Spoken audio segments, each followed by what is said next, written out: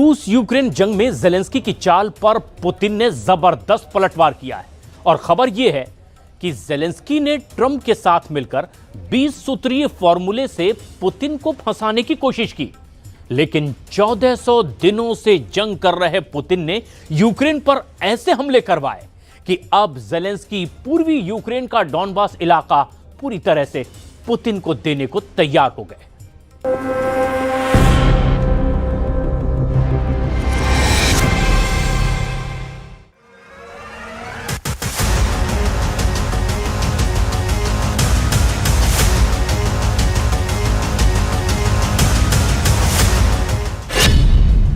1400 दिन बाद हार गए ज़ेलेंस्की, डॉनबास पर अब पुतिन का कब्जा। इस वक्त रूस यूक्रेन जंग ऐसे मौके पर पहुंच चुकी है जहां ज़ेलेंस्की के सामने सिर्फ एक ही रास्ता बचा है, या तो पुतिन की शर्तें मान लें या फिर नए साल 2026 में यूक्रेन पर अब तक का सबसे बड़ा रूसी हमला सहने के लिए तैयार हो जाएं। रूस यूक्रेन जंग को 1400 दिन पूरे हो चुके हैं। 3 साल 8 महीने से ज्यादा की जंग में यूक्रेन अभी तक रूस को अपनी जमीन से खदेड़ नहीं पाया। पिछले 24 घंटे में रूस ने यूक्रेन के 1800 से ज्यादा सैनिकों को मार डाला और पूर्वी यूक्रेन का किला कहे जाने वाले डॉनबास पर रूस ने 80 से 85% इलाके पर कब्जा कर लिया है, या यूं कहें कि पुतिन ने यूक्रेन का पूर्वी किला जीत लिया है।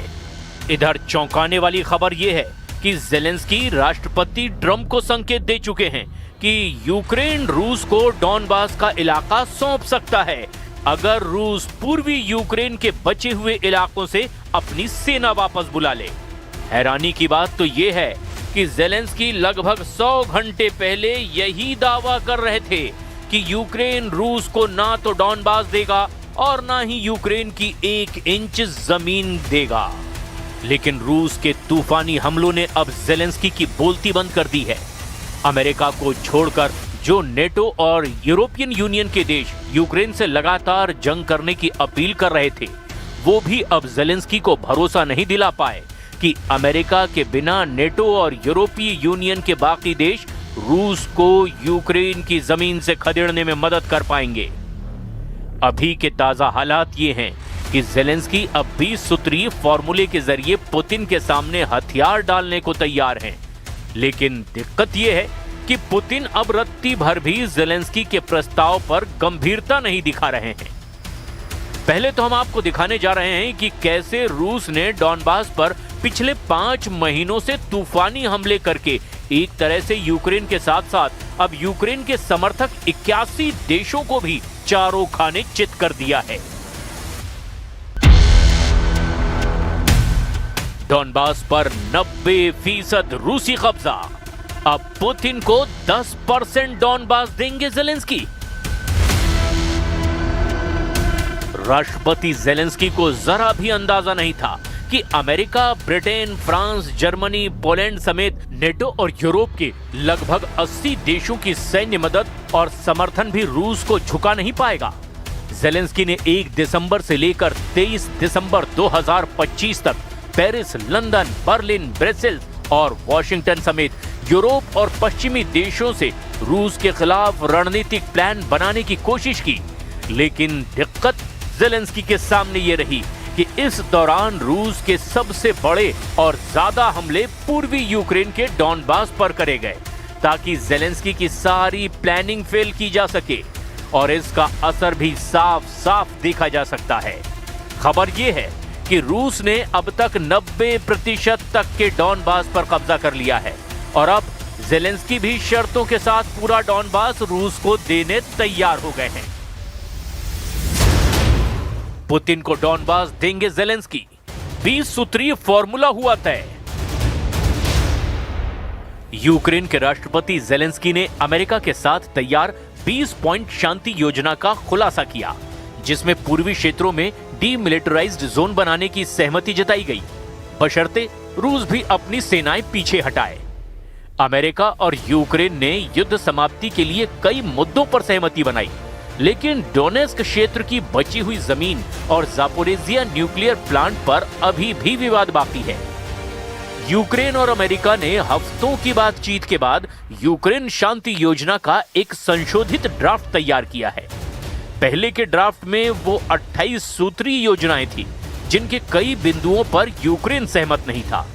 यूक्रेन का कहना था कि पहले वाली योजनाओं ने यूक्रेन को आत्मसमर्पण की ओर धकेल दिया था, लेकिन अब उसे 20 सूत्रीय फ्रेमवर्क में बदल दिया गया है। यूक्रेनी मीडिया क्यू इंडिपेंडेंट की रिपोर्ट के अनुसार यूक्रेन, अमेरिका और यूरोप के बीच 3 पक्षीय सुरक्षा गारंटी ड्राफ्ट तैयार किया गया। साथ ही साथ यूक्रेन और अमेरिका के बीच एक द्विपक्षीय सुरक्षा गारंटी समझौता भी किया गया। ये योजना युद्ध रोकने, सुरक्षा की गारंटी देने और यूक्रेन के पुनर्निर्माण पर केंद्रित है। अमेरिका ने इस मसौदे को रूस को सौंप दिया है और मॉस्को से जल्द जवाब की भी उम्मीद है। विशेषज्ञों का मानना है कि अगर रूस सहमत होता है तो युद्ध जल्द खत्म हो सकता है, लेकिन क्षेत्रीय विवाद अभी भी बड़ी चुनौती बने हुए हैं।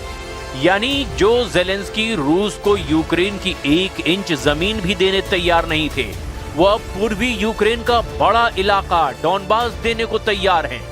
बस पुतिन कुछ शर्तें ज़ेलेंस्की की मान ले। लेकिन ताजा खबर यह है कि रूस ने प्रस्तावित क्रिसमस सीज फायर को ठुकरा दिया है, जबकि यूक्रेन, अमेरिका ने इसे शांति की दिशा में सिग्नल माना है। 25 दिसंबर 2025 की ताजा रिपोर्ट के मुताबिक रूस ने यूक्रेन के राष्ट्रपति व्लादिमीर ज़ेलेंस्की द्वारा पेश किए गए नए 20 सूत्रीय शांति प्रस्ताव को उसकी वर्तमान स्थिति में स्वीकार करने से इनकार कर दिया है। क्रेमलिन ने कहा है कि वो इस योजना को वर्तमान स्वरूप में स्वीकार नहीं करेगा और इसमें बड़े संशोधनों की मांग की है। रूस का कहना है कि इस प्रस्ताव में उसकी प्रमुख चिंताओं जैसे नेटो के विस्तार पर प्रतिबंध, यूक्रेन की तटस्थ स्थिति और इन सब का समाधान नहीं किया गया है। रूस ने अग्रिम पंक्ति पर विदेशी सैनिकों की उपस्थिति के प्रस्ताव को सिरे से खारिज कर दिया है। इसके अतिरिक्त रूसी अधिकारियों ने स्पष्ट किया है कि कोई भी समझौता युद्ध के मैदान की वर्तमान वास्तविकताओं यानी कब्जे वाले क्षेत्रों पर रूसी नियंत्रण पर आधारित ही होनी चाहिए। Напередодні Різдва русські вкотре показали, хто вони насправді. Масовані обстріли, сотні шахедів, балістика, кинджали – все було. Так б'ють безбожники, так роблять ті, хто не має абсолютно нічого спільного – християнством і будь-чим людським. Але ми тримаємось, ми підтримуємо один одного і ми молимося сьогодні за всіх, хто на фронті, щоб повернулися живими. За всіх, хто в полоні, щоб повернулися додому.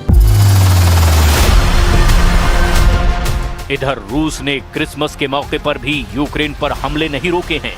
खबर है कि यूक्रेन ने भी रूस के कई इलाकों पर ड्रोन से हमले की कोशिश की ताकि रूस को भारी नुकसान पहुंचाया जा सके।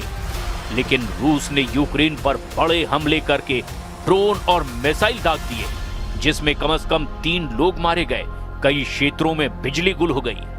रूसी सेनाओं ने डोनेस्क क्षेत्र के सेवरस्क शहर पर पूरी तरह से नियंत्रण हासिल कर लिया है, जो क्रामाटोर्स्क और स्लोवियांस्क जैसे किले बंद शहरों के लिए खतरा बढ़ता जा रहा है। रूस ने यूक्रेन के ओडेसा क्षेत्र पर लगातार हमले तेज किए हैं, जिसके बंदरगाह और ऊर्जा सुविधाएं प्रभावित हुई हैं। ज़ेलेंस्की ने इसे रूस की समुद्री पहुंच ब्लॉक करने की कोशिश बताया है। अमेरिकी खुफिया रिपोर्ट्स का दावा, युद्ध नहीं रोकेगा रूस। जबकि दूसरी तरफ अमेरिकी खुफिया रिपोर्ट्स के मुताबिक पुतिन के युद्ध लक्ष्य अपरिवर्तित हैं, यानी उसमें कोई बदलाव नहीं जो उन्होंने मंसूबा पाला है। वो पूरे यूक्रेन पर कब्जा चाहते हैं, भले ही शांति वार्ताएं चलती रहें। रूस ने प्रस्तावित क्रिसमस सीज फायर को भी ठुकरा दिया, जबकि यूक्रेन और अमेरिका ने इसे शांति की दिशा में सिग्नल माना था। यूक्रेन ने रूस के तुला क्षेत्र में सिंथेटिक रबर प्लांट और क्रीमिया में ड्रोन स्टोरेज पर भी हमले कर दिए। रूसी सेनाओं ने 2025 में यूक्रेन के लगभग 1800 वर्ग मील क्षेत्र पर कब्जा किया, लेकिन भारी नुकसान हुआ है। लगभग 3,82,000 रूसी सैनिक मारे गए हैं। यूरोपीय संघ ने यूक्रेन को 90 बिलियन यूरो का लोन देने पर भी सहमति जताई है, जो रूस के द्वारा मुआवजा दिए जाने पर ही चुकाना होगा। ज़ेलेंस्की ने कहा कि शांति योजना में यूक्रेन को नेटो जैसे मजबूत सुरक्षा गारंटी मिलेगी और रूस के साथ नॉन अग्रेशन एग्रीमेंट होगा, तब जंग रुकेगी। लेकिन मौजूदा हालात को देखते हुए रूस यूक्रेन जंग रुकने की संभावना बिल्कुल ना के बराबर है।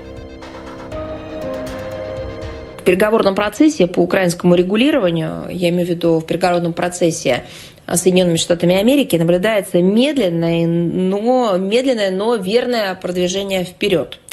И оно сопровождается, как уже неоднократно подчеркивалось, крайне вредоносными и даже злонамеренными попытками группы государств, прежде всего как раз вот этими западноевропейскими, торпедировать эти усилия, пустить под откос все достигнутые дипломатические наработки. В диалоге с американской администрацией неизменно призываем коллег активно противостоять этому деструктивному процессу. डॉनबास क्षेत्र की वर्तमान स्थिति को लेकर दिसंबर 2025 की ताजा रिपोर्ट के मुताबिक स्थिति काफी तनावपूर्ण और निर्णायक मोड़ पर है। रूस ने भले ही पूरे डॉनबास पर अपना कब्जा नहीं किया हो, लेकिन वो इसके बहुत बड़े हिस्से पर यानी लगभग 80 से 85% इलाके पर अपना नियंत्रण कर चुका है। सबसे गौर करने वाली बात यह है कि रूस और यूक्रेन के लिए डॉनबास इतना इंपॉर्टेंट क्यों है। जरा आप गंभीरता से इसे समझ लीजिए। रूस ने अभी तक 100% डॉनबास नहीं जीता है, लेकिन उसकी स्थिति बेहद मजबूत है। दरअसल पूर्वी यूक्रेन के लुहांस्क और डोनेस्क को मिलाकर डॉनबास बना है। लुहांस्क पर रूस का लगभग 99% क्षेत्र पर नियंत्रण है और डोनेस्क के लगभग 70 से 75% हिस्से पर रूस का कब्जा हो चुका है। पुतिन ने दिसंबर 2025 में एक बड़ा बयान देते हुए कहा कि यूक्रेन डॉनबास के बचे हुए हिस्से से अपनी सेना हटा ले, वरना रूसी सेना सैन्य बल से इसे पूरी तरह से अपने कब्जे में ले लेगी। ताजा सैन्य अपडेट के मुताबिक रूसी सेना ने डोनेस्क क्षेत्र के रणनीतिक शहर सिवर्स्क पर पूरी तरह से कब्जा कर लिया है। इसके अलावा इवानोपिलिया से भी यूक्रेनी सेना को पीछे हटना पड़ा है। इन कब्जों के बाद रूस अब क्रामाटोर्स्क और स्लोवियांस्क जैसे बड़े शहरों की ओर बढ़ता दिखाई दे रहा है। पोक्रोवस्क डॉनबास का सबसे महत्वपूर्ण लॉजिस्टिक हब है। दिसंबर 2025 की रिपोर्ट के मुताबिक रूसी सेना ने शहर के बाहरी हिस्सों और कुछ शहरी इलाकों में भी प्रवेश कर लिया है। हालांकि यूक्रेन अभी भी शहर के कुछ हिस्सों में मौजूद है और इसे बचाने के लिए भीषण लड़ाई लड़ी जा रही है। विशेषज्ञों का मानना है कि पोक्रोवस्क का गिरना यूक्रेन के लिए डॉनबास में सबसे बड़ी हार होगी। रूस अब डॉनबास को जीतने के बहुत करीब है, लेकिन यूक्रेन की सेना अभी भी कुछ महत्वपूर्ण गढ़ों जैसे कि क्रामाटोर्स्क और स्लोवियांस्क को थामे हुए है। कुल मिलाकर रूस यूक्रेन जंग रुकने के आसार बेहद कम हैं। ज़ेलेंस्की का 20 सूत्रीय फॉर्मूला रूस को जरा भी पसंद नहीं आ रहा है। ऐसे में रूस साल 2026 में भी यूक्रेन पर बड़े पैमाने पर हमले जरूर करेगा।